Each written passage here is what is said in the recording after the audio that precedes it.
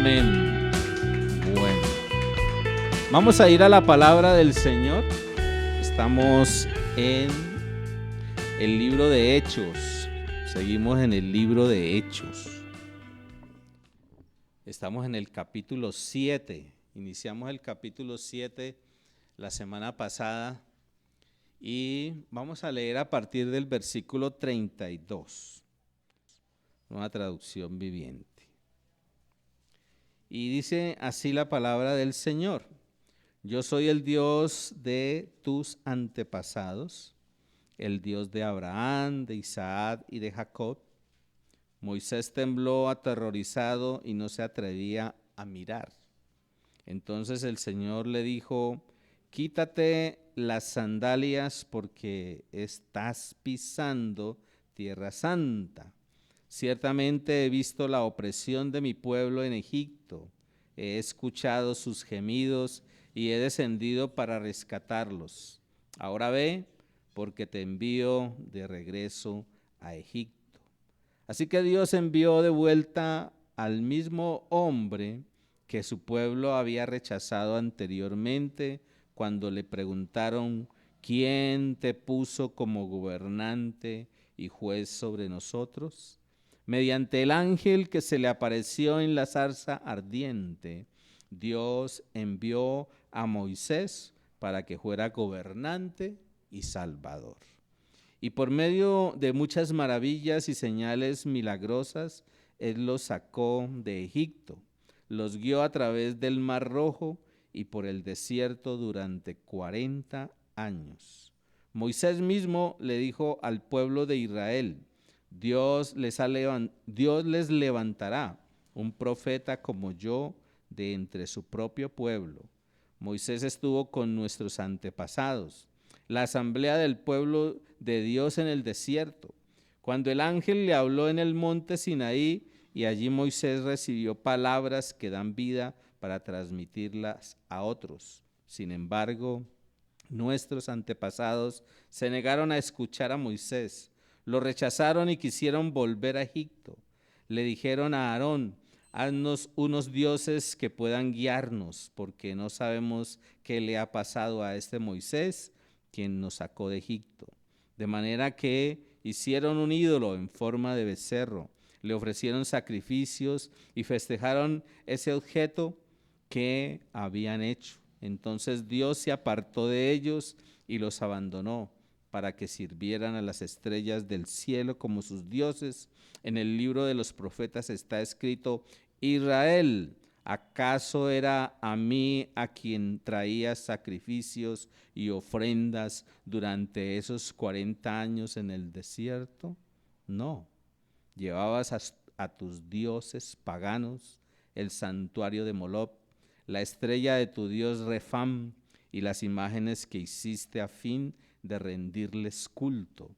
Por lo tanto, te mandaré al destierro, tan lejos como Babilonia. Nuestros antepasados llevaron el tabernáculo con ellos a través del desierto. Lo construyeron según el plan que Dios le había mostrado a Moisés.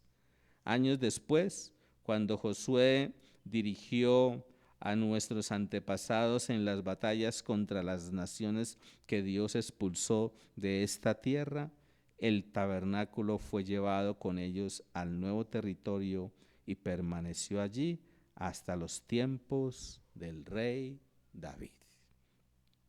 Y vamos a dejar allí por ahora la lectura, porque pues consideremos esto que hay aquí. Si ustedes recuerdan, el capítulo 7 de Hechos es un discurso que está haciendo Esteban, uno de los líderes o de los colaboradores o servidores que había allí en el pueblo, en la iglesia, en la primera iglesia, en la iglesia primitiva como la conocemos también. Y yo estaba meditando en esto que estábamos reflexionando la vez pasada y la lectura que sigue, y le colocaba como título a esta reflexión: Dios nos llama en el momento indicado. Y Dios nos llama en el momento indicado porque Dios sabe el tiempo que nos ha dado. Él ha determinado un tiempo para nosotros. ¿Sí? En la Biblia dice que en el mejor de los casos 70, 80 años. Y bueno, los que han tenido la oportunidad y han tenido la responsabilidad de cuidarse bien, pues llegan hasta los 100 y más allá, ¿no? Encontramos gente muy longeva, ¿cierto? Gente que dura mucho, pero ya uno con el pasar del tiempo y con los achaques de los años después de los 40 empieza con la edad del cóndor, ¿cierto? Con dolor aquí, con dolor allá. Pero Dios tiene un tiempo con todos nosotros y algo que resaltaba de esto es que Dios siempre va a estar llamándonos a todos para que seamos primeramente sus hijos, pero también nos va a estar llamando para que nosotros seamos instrumentos útiles en sus manos. Y en medio de todo este discurso, pues uno entiende que Dios llama a el ser humano con varias razones, con varios propósitos, y lo llama a que decida ser hijo de Él. Y Dios a nosotros como cristianos nos ha llamado a ser hijos de Dios, y lo hace por varias razones. Decíamos la vez pasada que Dios nos llama para usarnos y para servirle en sus propósitos. Esa es una razón. Dios tiene un plan, Dios tiene unos propósitos con cada uno de nosotros y nos ha llamado, nos ha permitido oír el mensaje del Evangelio, ¿cierto? Y nosotros hemos aceptado.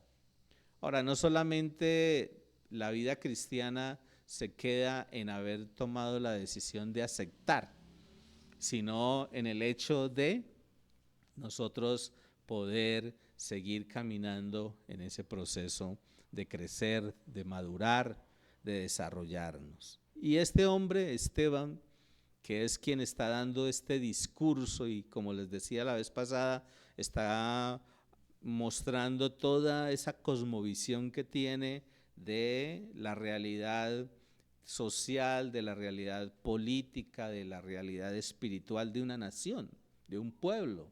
Y aquí lo está resaltando y está hablando por etapas, ¿no? Está hablando de ciertos eventos que se han ido desarrollando a lo largo de la historia del pueblo de Israel, que son significativos.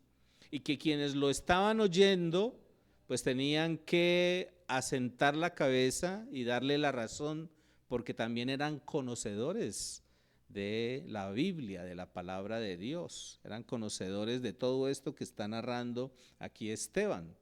Y eran conocedores y tenían que ser conscientes de que él se está defendiendo con verdades, no con mentiras como ellos lo están acusando. Entonces Dios nos llama en el momento que Él ha determinado llamarnos. Dios se revela a nosotros, Dios se da a conocer a nosotros, nosotros le aceptamos y lo hace para usarnos y servirle en sus propósitos. Esa es una razón. Pero también Dios lo hace porque Él conoce la necesidad de la humanidad y de su pueblo que está actuando en rebeldía. Y vemos aquí que Esteban enfatiza en algunos apartes cómo ellos, al ver la manifestación, la revelación de Dios en medio de ellos y que lo está haciendo de una manera sobrenatural, ellos no aceptan, rechazan, se distancian, ¿sí? Y no aceptan el ofrecimiento que Dios está haciendo. Y por eso hace un énfasis en eso. Uno de los aspectos que enfatiza en este discurso Esteban es acerca de la rebeldía del pueblo de Dios.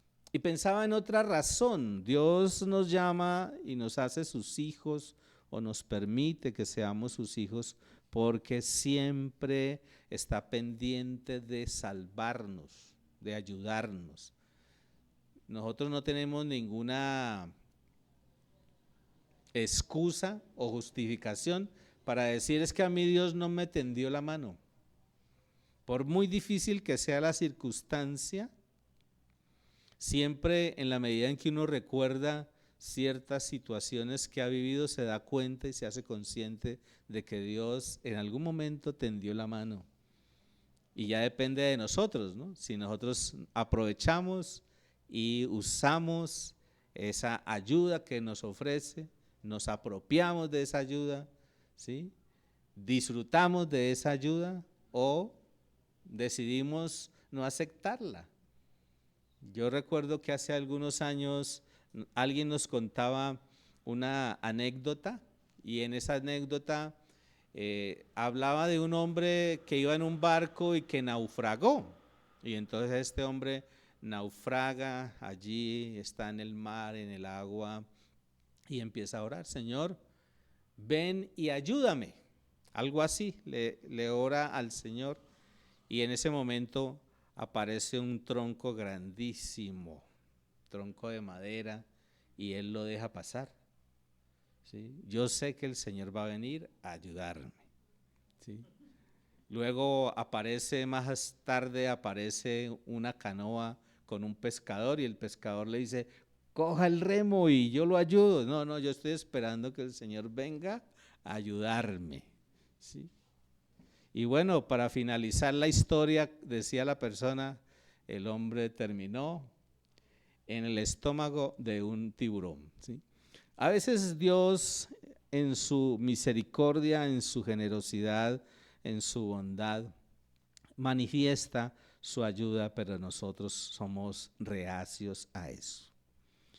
Y por eso pensaba en esto de que cuando nosotros hemos sido expuestos al mensaje del Evangelio, pues debemos aceptarlo y somos llamados a aceptarlo y Dios lo hace porque tiene una razón, porque tiene unos propósitos para cada uno de nosotros. Ahora, en medio de toda esa realidad de la vida cristiana, cada experiencia de conversión, de la manera como Dios lo ha hecho, es muy particular, ¿sí? Es única. Si uno se pusiera a oír el testimonio de vida de cada uno de ustedes que hoy están acá, pues cada uno contaría particularidades y sería muy diferente, ¿cierto? La manera como Dios le hizo consciente para que usted y yo aceptáramos a Jesucristo como Señor y Salvador. Y eso nos permite vivir una vida diferente. Si nosotros retomáramos la lectura mirando allí desde el versículo 32, una de las cosas que vemos aquí en ese llamado que Dios le hace a Moisés, dice: yo soy el Dios de tus antepasados. Y aquí está haciendo referencia a la manera tan particular como Dios se le revela a Moisés, en una zarza ardiente. ¿Recuerdan la historia? ¿Sí? Ahí en el Antiguo Testamento, una zarza ardiente. Moisés ha huido de Egipto, había matado a un egipcio pensando que era la manera como él podía liberar a su pueblo del yugo, de la esclavitud que estaban viviendo en ese momento el pueblo de Israel. Y entonces, pues él mata a este personaje, tiene que salir huyendo porque no solamente se da cuenta la gente de su pueblo, ya sabían, ¿cierto? Se lo recalcan allí, sino también se da cuenta el faraón, ¿cierto? Y tiene que salir huyendo. Y en ese proceso de vivir en el desierto es que empieza a tener esa experiencia espiritual allí.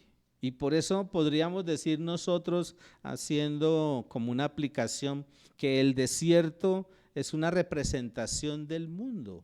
De alguna manera uno tiene que vivir la realidad del mundo, ser consciente de la realidad del mundo. El desierto siempre es puesto como una imagen o una representación del mundo.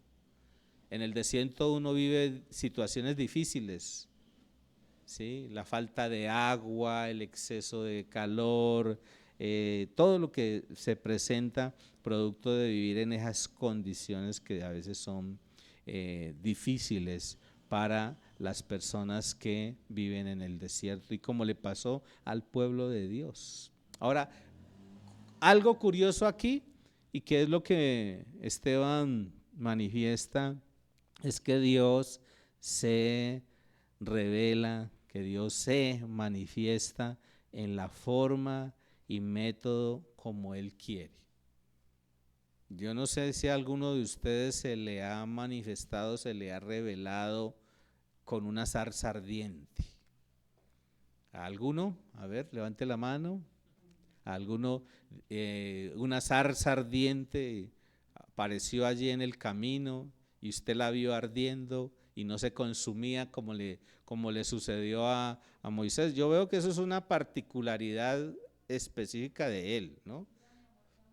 A Marcos Fidel después le tenemos que preguntar cómo fue, ¿cierto?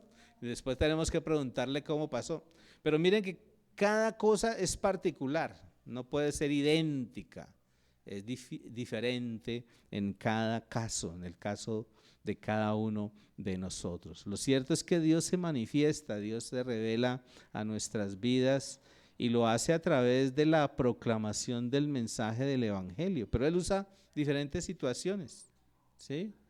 De lo poco que yo recuerdo del testimonio de Marquitos es que Marquitos estaba en una alcantarilla allí bien tomado, ¿cierto? Y Dios hizo algo, pero después le decimos que nos cuente.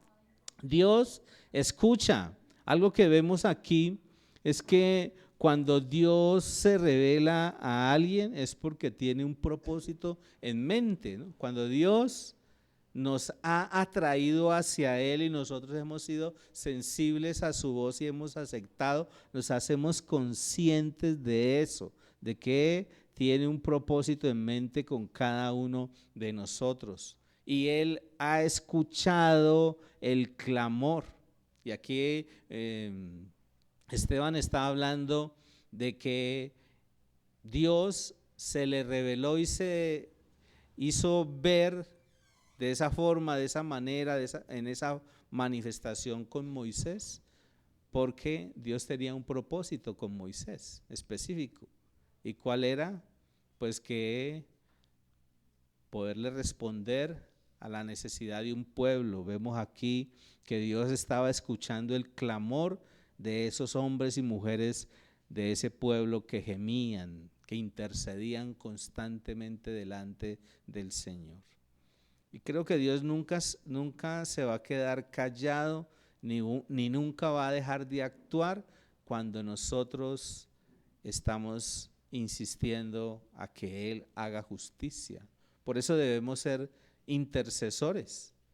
Todo el tiempo debemos estar intercediendo, todo el tiempo debemos estar clamando, intercediendo para que Dios haga justicia en medio de este mundo y que obre en contra de los malvados. Pero también Dios está siempre interesado en rescatarnos de la esclavitud y de la opresión. Y eso es lo que está diciendo Esteban, recordando la historia de todo este pueblo, que Dios lo hace, se le revela a Moisés, lo llama, lo atrae, le llama la atención para que él se acerque a la presencia de Dios. ¿Sí? Él se acerca a la presencia de Dios y Dios le dice, quítese el calzado porque está pisando tierra santa, en otras palabras, ¿sí? Dios siempre quiere que nos acerquemos a Él, pero nuestra relación tiene que ser diferente, no puede ser en una condición de pecado. Dios nunca va a tratar con una persona que no esté en una condición adecuada. Por eso debemos vivir una vida que agrade a Dios. A eso somos llamados, ¿cierto? A cambiar nuestra manera de vivir. Y Dios lo hace porque quiere rescatar a la gente de la esclavitud y de la opresión. Dios siempre se revela y siempre llama para eso. Y pensando en eso, ¿no? ¿Por qué Dios nos ha llamado a cada uno? ¿Cuántas personas, producto de que Él nos ha llamado, pueden ser atraídas hacia Dios? Producto de que nosotros seamos obedientes a su llamado. Producto de que nosotros seamos obedientes al propósito que Él tiene con cada uno de nosotros, ¿sí? ¿Cuánta gente, no? ¿Cuánta gente? Uno no se alcanza a imaginar de cuánta gente a la que uno le habla del Señor puede salvarse e irse a la eternidad con Cristo. Y por eso debemos ser conscientes de lo que implica haber aceptado a Jesucristo como Señor y como Salvador. Dios llama y también envía. Otra de las cosas que yo resaltaba de esta lectura es que Dios llama y envía personas que desean servirle. Porque yo he visto a lo largo de estos años que hay personas que han oído el mensaje del Evangelio, se les ha proclamado el mensaje del Evangelio y en el camino han abandonado su fe o no le han prestado la atención necesaria, ¿sí? Nosotros somos personas que debemos vivir procesos, ¿sí? Y a veces no nos hacemos conscientes ni nos interesamos de los procesos. Nosotros tenemos que entender que si Dios se ha revelado a nosotros, nos ha permitido conocerle y nosotros nos hemos sensibilizado y lo hemos aceptado como Señor y Salvador, tenemos que caminar en esa vida espiritual. Quiere decir avanzar, quiere decir crecer, madurar, desarrollarnos en la vida espiritual. Y eso tiene toda una implicación, ¿sí? Tiene toda una implicación y en el ir caminando uno se va dando cuenta de que realmente es en eso que Dios quiere que nosotros seamos instrumentos útiles, ¿sí? Porque nos exponemos a servirle al Señor. Nos exponemos a servirle y en toda circunstancia podemos nosotros ser instrumentos útiles para Dios. Llama y envía personas que desean servirle. Moisés pudo haber tenido esa revelación y pudo haber oído el propósito que Dios tenía con él. Al inicio uno ve que como que quiso sacar la maleta, ¿no? Uno encuentra las 5 excusas de todo cristiano. Usted lea la vida de Moisés cuando Moisés se presentó ahí delante de la zarza y Dios le dijo, esto es lo que quiero hacer contigo, o esto es lo que yo quiero que tú hagas como el propósito que tengo contigo. Y ahí aparecen las 5 excusas, ¿no? Y así muchas veces uno se ubica en la vida cristiana porque cuando no quiere el compromiso, cuando no quiere la entrega, cuando no quiere ser una persona útil en las manos de Dios, entonces ¿qué sucede? Sale a relucir la excusa número 6, o la 7, o la 8, o la 10, o la 20, o la 50, ¿sí? Y se queda allí, simplemente disfrutando de la contemplación, solamente contemplando, pendiente de la puerta, ¿sí? A qué hora se cuadra el autobús que va para el cielo, yo ya tengo el tiquete listo, ¿sí? Y ojalá no nos encuentre dormidos, ¿no? Porque hay gente que se ha quedado en el aeropuerto y ha perdido el vuelo porque quedó dormida, ¿sí o no? Entonces, que el Señor no nos encuentre dormidos, dígale que está a su lado. Dios usa a quien Él quiere usar, es la verdad. Y ahí en el versículo 35 dice Esteban, así que Dios envió de vuelta al mismo hombre que su pueblo había rechazado anteriormente cuando le preguntaron, ¿quién te puso como gobernante y juez sobre nosotros? mediante el ángel que se le apareció en la zarza ardiente, Dios envió a Moisés para que fuera gobernante y salvador. Tremendo, ¿no? Qué contraste ahí tan tremendo. Él tuvo que salir huyendo porque él había querido en sus fuerzas tomar control y mirar cómo generamos aquí un movimiento revolucionario que cambie esto y lo hacemos a nuestra manera, a nuestras fuerzas. Allí le dio duro a un egipcio, lo mandó a perfumar el cielo y ese no fue el método, ¿sí? Y tuvo que salir huyendo, tuvo que salir huyendo. Y ellos lo rechazaron, ¿sí? Ellos lo rechazaron. Ellos mismos le preguntaron, aquí está la pregunta, ¿no? ¿Quién te puso como gobernante y juez sobre nosotros? ¿Vas a hacer con nosotros lo mismo que hiciste con ese egipcio?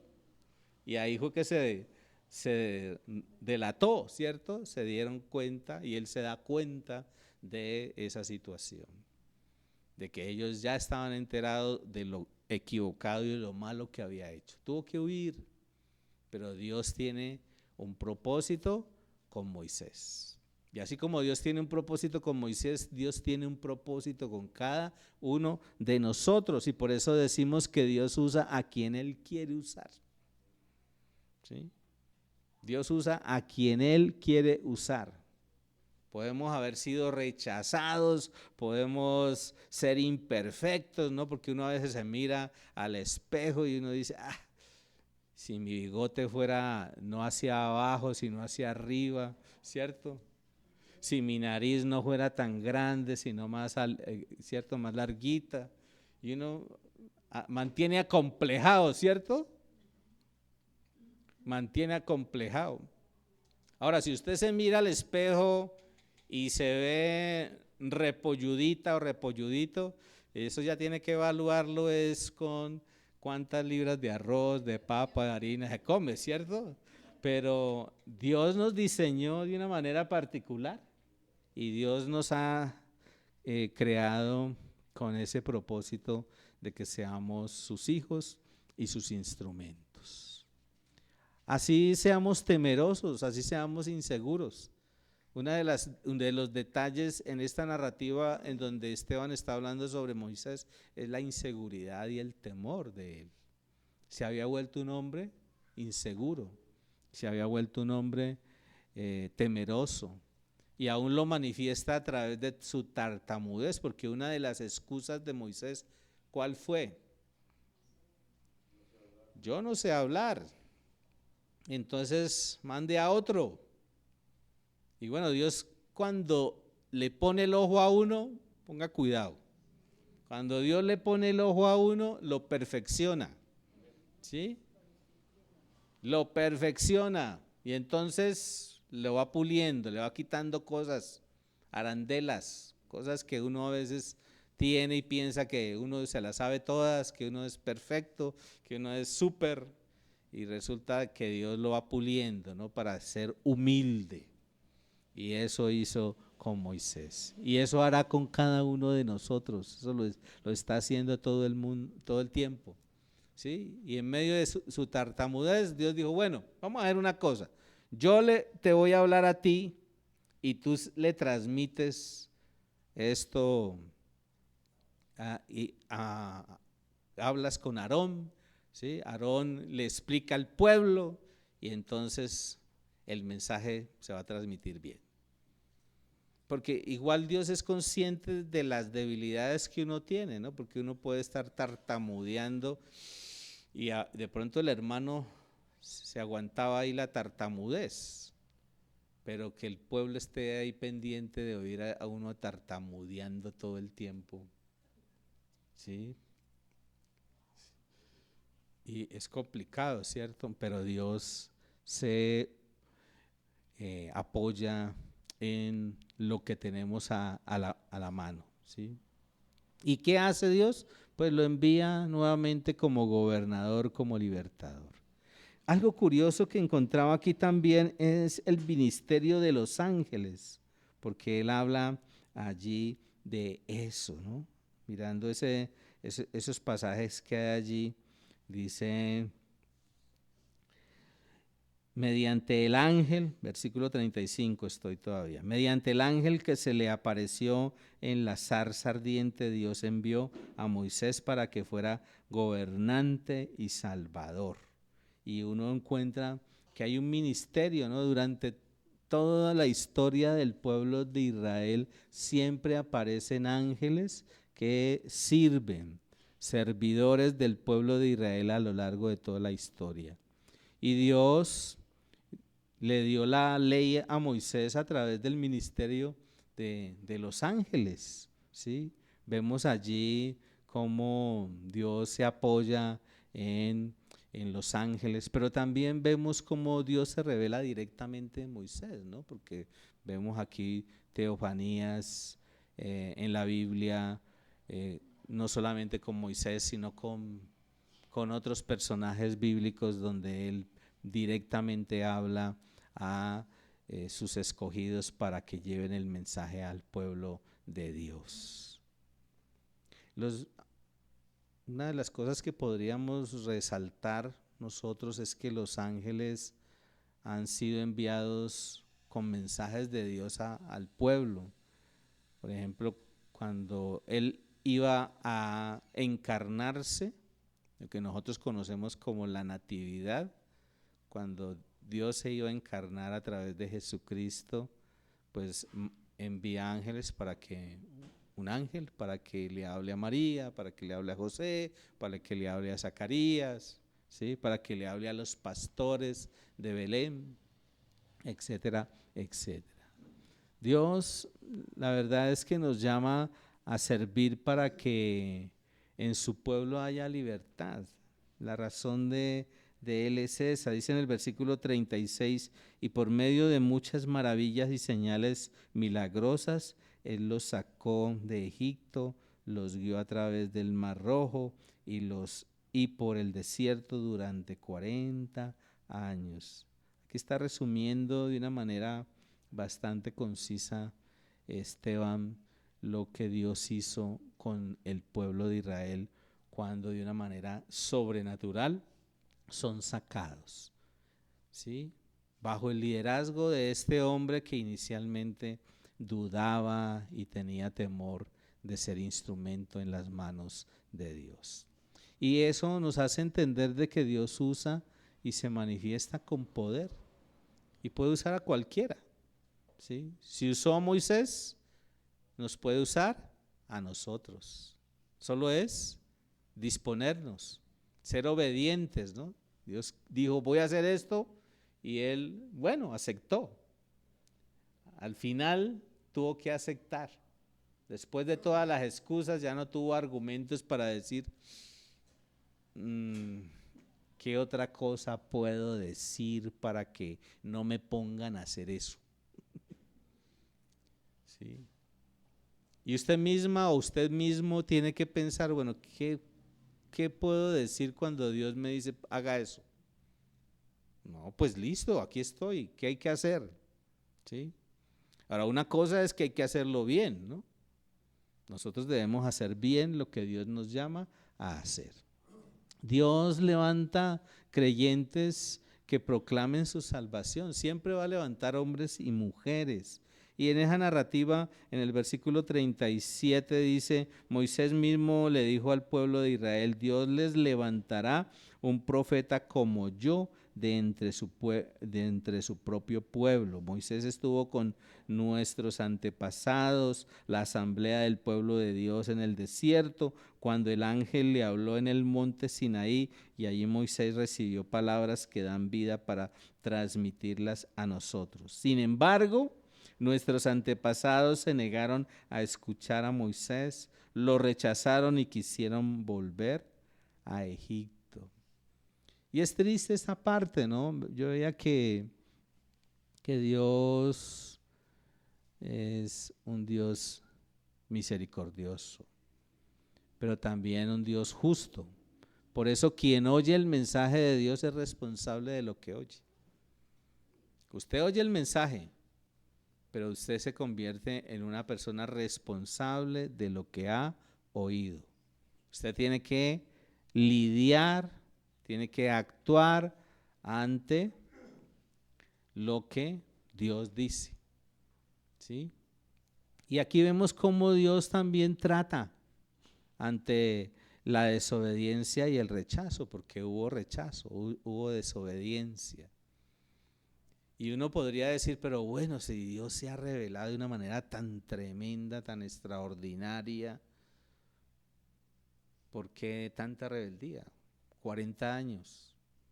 Uno podría justificar, ¿no? Uno inicialmente puede decir, no, ellos, aunque le clamaban a Dios y le pedían ayuda, libéranos, sácanos de esta esclavitud, que eso fue el clamor de ellos, la angustia de vivir en esa situación tan difícil, y Dios les manda el mensajero, les manda la persona que va a ser usada como instrumento para llevarles a la libertad.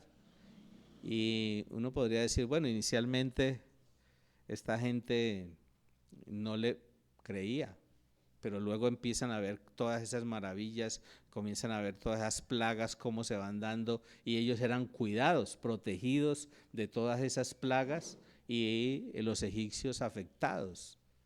Y ante toda esa manifestación de lo que Dios está haciendo, pues uno ¿qué tiene que hacer? Creer. Salen de la esclavitud, van hacia el desierto, pasan el Mar Rojo, se abre, una cosa sobrenatural. Llegan al desierto, van por el desierto, Dios les provee alimento durante todos esos 40 años. Pero durante todos esos 40 años, ¿qué actitud ve uno en ese pueblo? Rebeldía y desobediencia. Y por eso decimos que el desierto de alguna manera es un símbolo de el mundo, porque cuando nosotros estamos en el mundo y no estamos conectados con Dios, vivimos en desobediencia, en rechazo a Dios. Y ellos desean volver a Egipto, aunque ellos no retornan físicamente, vemos que mentalmente, emocionalmente, están deseando volver. En el versículo 40 dice, le dijeron a Aarón, haznos unos dioses que puedan guiarnos, porque no sabemos qué le ha pasado a este Moisés quien nos sacó de Egipto. De manera que hicieron un ídolo en forma de becerro, le ofrecieron sacrificios y festejaron ese objeto que habían hecho. Tremendo, ¿cierto? En el 42 dice, entonces Dios se apartó de ellos y les abandonó para que sirvieran a las estrellas del cielo con sus dioses. En el libro de los profetas está escrito, Israel, ¿acaso era a mí a quien traía sacrificios y ofrendas durante esos 40 años en el desierto? Y es una recriminación de Dios. Por eso quien desea volver al mundo será un esclavo en su corazón. Y por eso se da el rechazo, ¿no? Ahí en el versículo 42 vemos el rechazo a una vida espiritual con Dios para volver a la idolatría. Y eso Dios se aparta. Y aquí vemos que Dios se aparta. Ahora, nosotros podemos, producto de nuestras actitudes equivocadas, apagar allí la presencia del Espíritu Santo en nuestras vidas y también vivir momentos de rechazo hacia Dios. Pero Dios siempre nos da a escoger, ¿sí? Dios siempre da a escoger. En el versículo 43 dice, no, llevabas a tus dioses paganos, el santuario de Moloc, la estrella de tu dios Refam, y las imágenes que hiciste a fin de rendirles culto, por lo tanto te mandaré al destierro, tan lejos como Babilonia. Y lo que les decía ahora, ¿no? Dios siempre nos da a escoger. Hay bendición para quien le acepta, para quien le busca, para quien le conoce, le sigue, para quien le sirve. Hay bendición. Pero uno encuentra en la Biblia que hay maldición para quien le rechaza, para quien le niega, ¿sí? para quien se aleja. Hay opciones. La opción de estar en bendición con Dios, la opción de estar viviendo el trato de Dios. En la misericordia de Dios uno ve que hay un tiempo y un lugar para adorarle, para reunirse como pueblo con el Señor. Ahí en el versículo 47 hasta el 50, Esteban está hablando acerca del templo. Está hablando acerca del templo allí. Dice, versículo 47, pero fue Salomón quien lo construyó, hablando del templo. Sin embargo, el Altísimo no vive en templos hechos por manos humanas, como dice el profeta. El cielo es mi trono y la tierra es el estrado de mis pies. ¿Podrían acaso construirme un templo tan bueno como ese? Pregunta el Señor. ¿Podrían construirme un lugar de descanso así? ¿Acaso no fueron mis manos las que hicieron el cielo y la tierra? Y aunque nosotros somos conscientes de que no hay un lugar donde podamos albergar al Señor, ¿cierto? Su manifestación inicialmente en el Antiguo Testamento la vemos allí, en ese lugar especial que es el tabernáculo, luego el templo de Salomón, que es construido con toda una cantidad de cosas extraordinarias. En la actualidad hoy vemos la presencia de Dios a través del Espíritu Santo en la vida de cada uno de nosotros, pero necesitamos estar permanentemente en esa dimensión, ¿sí?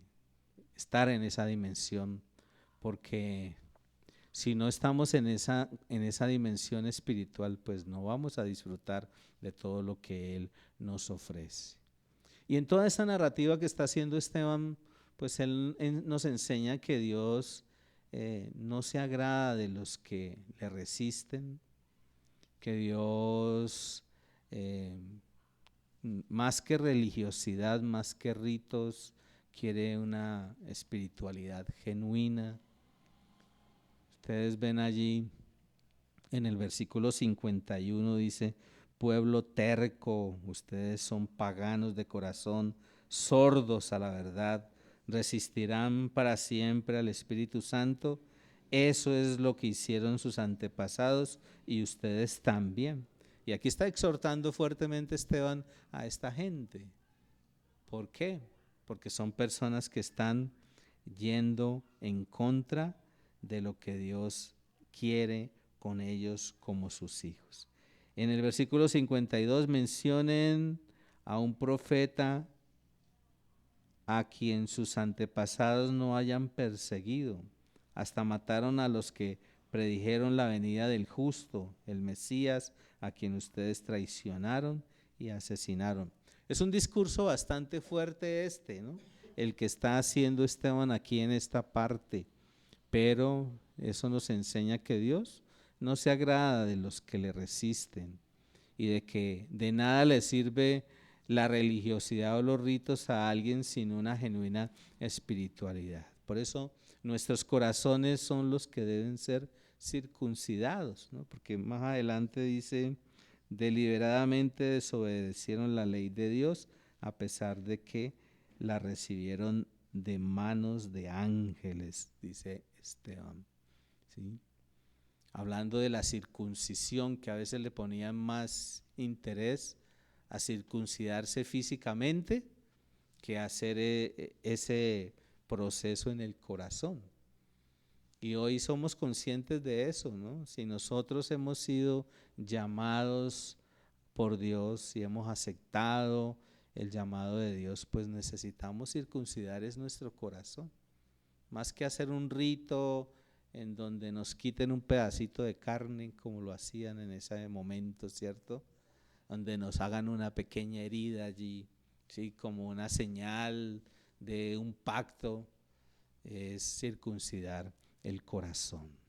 y debemos, como Esteban le dice a estas personas en su discurso, debemos dejar la terquedad, aprender a oír a Dios y entender que, o no olvidar mejor, no olvidar la libertad propiciada por Dios de una manera sobrenatural. Cuando nosotros nos confrontamos hoy con todo lo que hizo Dios con el pueblo de Israel, que tiene que ver con mucha simbología de la obra que venía a hacer Jesucristo, y entendemos la obra de Cristo en la cruz, pues deberíamos doblegar nuestro corazón y ser más humildes, entendiendo que Dios hizo una obra extraordinaria y hoy tenemos libertad. Pero ante eso que Dios ha hecho, ¿qué actitud debemos asumir? ¿Qué hizo el pueblo de Israel? Y Esteban le replica eso: desobediencia, rebeldía, idolatría. Y cuando hay desobediencia, cuando hay rebeldía, cuando hay idolatría, todo eso traerá cautiverio, deportación del pueblo de Dios. Y ellos fueron deportados, ¿sí? Ellos fueron deportados. Y de ahí en adelante, pues vemos el desenlace, ¿no? Cuando Dios llama, pues nosotros debemos estar dispuestos a todo. Y una de las cosas dentro del ser conscientes que hemos sido llamados a ser hijos de Dios es la proclamación. Pero a veces cuando proclamamos la verdad, pues nos vamos a encontrar con enemigos, ¿sí? Como les decía la vez pasada, ¿no? Ser objeto de odios aunque hablemos la verdad. Y eso le pasó a Esteban. Y aquí viene todo el desenlace, ¿no? En el versículo 54 en adelante dice: los líderes judíos se enfurecieron por la acusación de Esteban y con rabia le mostraron los puños. Pero Esteban, lleno del Espíritu Santo, fijó la mirada en el cielo y vio la gloria de Dios y vio a Jesús de pie en el lugar de honor a la derecha de Dios y les dijo: miren, veo los cielos abiertos y al Hijo del Hombre de pie en el lugar de honor a la derecha de Dios. Entonces ellos se taparon los oídos con las manos y empezaron a gritar, se lanzaron sobre él, lo arrastraron fuera de la ciudad y comenzaron a apedrearlo. Sus acusadores se quitaron las túnicas y las pusieron a los pies de un joven que se llamaba Saulo. Mientras lo apedreaban, Esteban oró: Señor Jesús, recibe mi espíritu. Cayó de rodillas gritando: Señor, no los culpes por este pecado. Dicho eso, murió. Y es impresionante la vida de este hombre, ¿no? Por eso quise traer a colación todo este discurso de un hombre que estaba lleno de convicciones. Estaba dispuesto a morir. Estaba dispuesto a morir por decir la verdad. Por eso les decía ahora que cuando Dios llama debemos estar dispuestos a todo. Dispuestos a todo. Vamos a ser objeto de odios, aunque hablemos con verdad. Pero también entender que toda circunstancia, por difícil que sea, debemos afrontarla con la llenura del Espíritu Santo. Porque Esteban, cuando vio la reacción de la gente, que no quiso aceptar lo que él les estaba diciendo, que era un pueblo rebelde, ¿no? Que les manifiesta eso, ¿no? Pueblo rebelde, un pueblo desobediente, un pueblo idólatra. Y a lo largo de toda la historia del pueblo de Israel ha sido así. Ahora nosotros debemos evaluar en el caminar de nuestra vida qué tan espirituales estamos siendo. Si somos más ceremoniales que espirituales, ¿sí? A veces le ponemos más énfasis a la liturgia que a una vida dedicada a dar testimonio para el Señor. Ahora, no importa las circunstancias, Debemos hacer como hizo Esteban, ¿sí?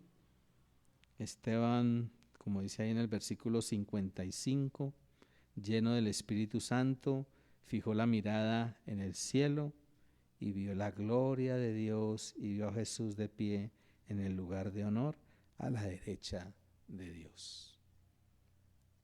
Yo creo que cuando Dios tiene determinado el tiempo con nosotros, Dios se manifestará y nos hará entender eso para prepararnos. Me imagino que debe ser así, ¿cierto?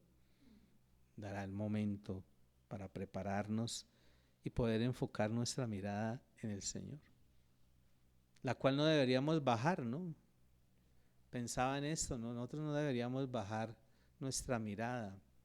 Dice la Biblia que debemos tener los ojos puestos en Jesús, no tanto en las realidades que estamos viviendo, sino en el Señor.